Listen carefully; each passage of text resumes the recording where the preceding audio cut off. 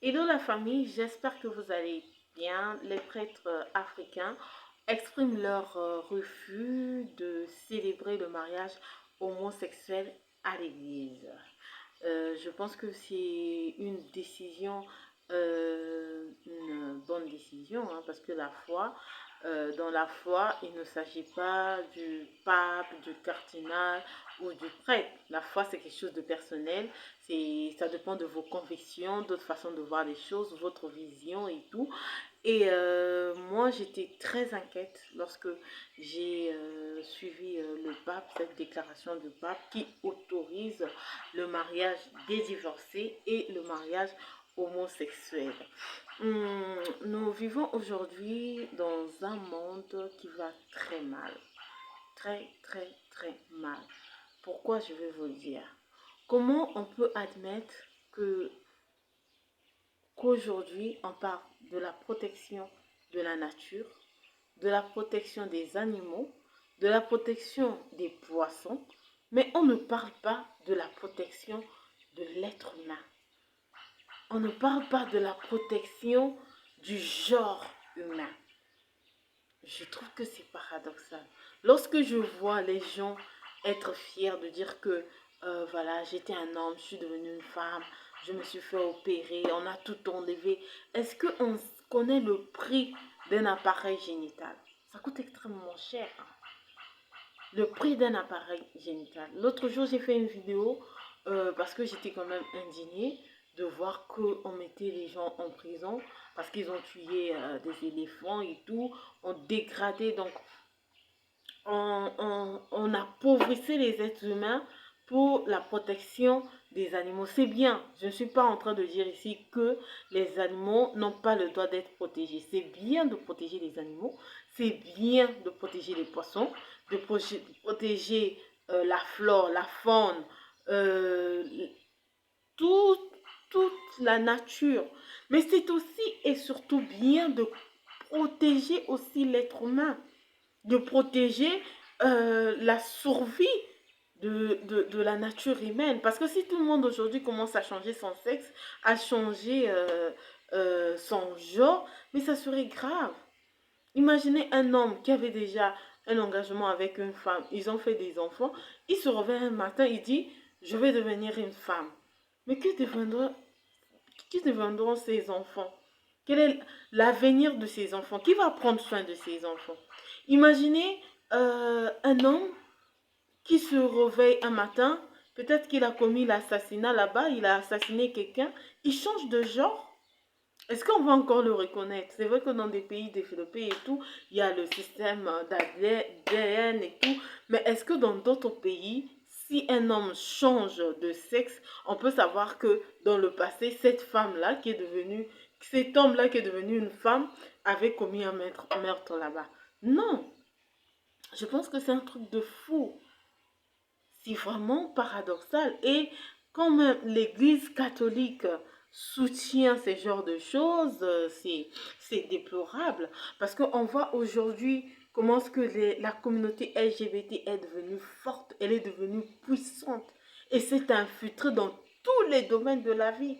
Dans certains pays aujourd'hui, pour être un politique connu, avoir des moyens, il faut être un homosexuel. Donc les gens ne font plus ça parce qu'ils veulent être homosexuels. Non, c'est pour avoir un peu d'argent. Dans des films philippiens, dans certaines séries aujourd'hui, on est obligé de faire de la place un peu aux, aux personnes LGBT et tout, aux personnes gays. Pourquoi? Parce que s'il y a une personne gay là, ils auront des financements facilement. Donc c'est devenu comme un chantage. On fait chanter les gens. Il faut accepter, il faut aller vers ce monde-là. Mais le monde vers lequel nous nous dirigeons, est-ce que c'est un monde idéal? Est-ce que c'est un bon monde pour nous? On a des pays aujourd'hui où on sent que le taux de natalité baisse.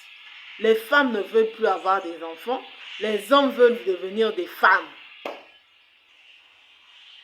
Qu'est-ce qu'on va faire? Quel est l'avenir de notre humanité? Nous devons essayer de prendre conscience, d'en parler, de discuter, et non de faire une contrainte. Moi, je ne suis pas contre les personnes gays. Ah non, moi, je ne suis pas. Si tu prends la décision d'être homosexuel aujourd'hui, c'est ta décision et ta décision est personnelle. Mais je suis contre le fait d'imposer, d'infiltrer tout le lobby qu'il y a derrière, la machine lobbyiste là. C'est ça qui fait peur. C'est cette machine-là qui fait peur. Parce que lorsqu'on voit que même l'église catholique emboîte le pas, ça fait peur. Si vous voulez être homosexuel, soyez homosexuel. Comment on peut être homosexuel et être pour le mariage? Ça, c'est ce que je ne comprends pas. Comment on peut vouloir être homosexuel et vouloir des enfants? Alors qu'on sait que lorsqu'on est homosexuel, on ne peut pas avoir des enfants. Même si vous venez dire tout le français ici, ça, je ne veux pas vous accepter. C'est égoïste de vouloir des enfants lorsqu'on est homosexuel. C'est égoïste de vouloir un mariage de l'église lorsqu'on est homosexuel. Parce que la Bible l'interdit. Et vous n'êtes pas obligé d'aller à l'église. Tu as fait ton choix, tu fais ton choix. Allez dans les boîtes, allez faire la fête là-bas. Laissez l'église tranquille. Laissez l'église tranquille. Vous vous infiltrez partout là. Ça devient tout autre chose. Surtout chez nous en Afrique ici, on pleure comme ça. On voit nos jeunes aujourd'hui pour avoir du travail, pour avoir un poste, pour avoir un peu d'argent. Ils sont obligés de devenir gays. Tu vois un beau garçon, mais il est gay. Après, ils sont malades. Il y a un au Nigeria là qui pleurait dernièrement depuis qu'il a fait son... Il demandait un soutien parce qu'il a fait une opération qui apparemment l'a compliqué. Ça, on ne le dit pas. On ne dit pas qu'après, tu vas tomber malade. Quand vous partez même, vous regardez les statistiques, on vous parle de la population vulnérable, les statistiques des personnes vivant avec un handicap. Parmi les populations vulnérables, il y a des prostituées du sexe et il y a les personnes de même sexe, les homosexuels. Mais pourquoi ils sont vulnérables face à la maladie? Pourquoi? Parce que c'est contre nature.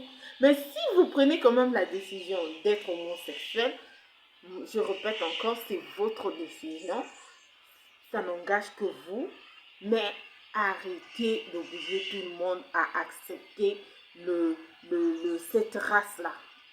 À l'église, dans les administrations, dans la sphère publique. Arrêtez. Non, non, non, franchement, c'en est de trop. C'en est vraiment de trop. Nous, ça nous fait pitié, ça nous fait froid dans le dos lorsqu'on sait, lui, tel garçon est devenu pédé, X est devenu pédé. Ce n'est même pas par conviction. C'est parce qu'il a besoin d'argent. Aujourd'hui, l'Église catholique, en tout cas, je suis désolée, le pape nous montre tout simplement qu'il n'est plus libre. Le pape n'est plus libre. Le pape est pris en otage par cette communauté. Peut-être par les subventions. Certainement, parce que lorsqu'on est élu pape, on est élu pape à vie. Peut-être par des convictions, par une conviction, je ne sais pas par quelle conviction, parce que dans la Bible condamne l'homosexualité. La Bible condamne l'homosexualité. Et même les prêtres qui ont fait la déclaration pour refuser de célébrer les mariages homosexuels se sont appuyés sur les versets bibliques. Si vous voulez l'homosexualité, arrêtez-vous en Europe là-bas. En Afrique ici, nous aimons les enfants. Nous aimons les garçons virils. Nous aimons la protection de l'être humain. La protection de la nature humaine. Elle compte aussi. On ne va pas seulement protéger les plantes, les poissons, les animaux, mais on ne va pas protéger la nature humaine. C'est fou de faire ça. On va protéger la nature humaine, on va protéger la dignité humaine, on va protéger l'être humain, on va protéger l'appareil génital de l'homme. Parce que ça n'a pas de prix. C'est inestimable. Inestimable. Tu coupes un arbre aujourd'hui, l'arbre va pousser. Mais l'appareil génital, si tu coupes un appareil génital aujourd'hui, ça ne peut plus pousser.